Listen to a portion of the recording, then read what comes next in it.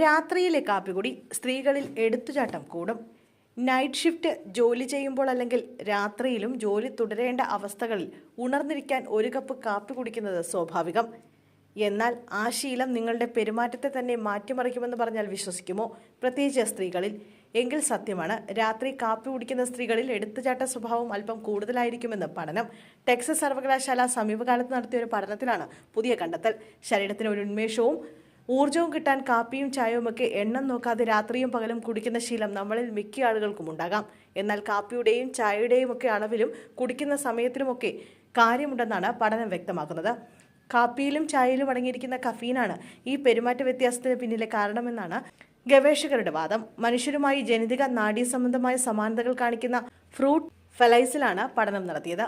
ശക്തിയായ വായുപ്രവാഹ ഉത്തേജനം നേരിടുമ്പോൾ സാധാരണയായി ഈച്ചകൾ മരവിച്ചിരിക്കും. എന്നാൽ രാത്രിയിൽ കഫീൻ നൽകിയപ്പോൾ പ്രതികരണമായി അശ്രദ്ധമായ പറക്കൽ സ്വഭാവം ഈച്ചകൾ പ്രകടിപ്പിച്ചുവെന്ന് ഗവേഷകർ പറയുന്നു.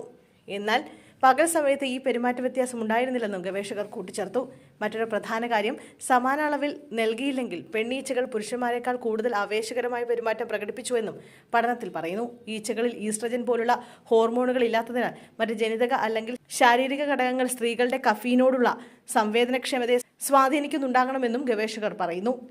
മനുഷ്യരിൽ നടത്തിയ മുൻകാല പഠനങ്ങൾ വൈകുന്നേരങ്ങളിൽ കഫീൻ അടങ്ങിയ പാനീയങ്ങൾ കുടിക്കുന്നത് ഉറക്കരീതികളെ തടസ്സപ്പെടുത്തുകയും തീരുമാനമെടുക്കലിനെ തടസ്സപ്പെടുത്തുകയും ചെയ്യുമെന്ന് കണ്ടെത്തിയിരുന്നു.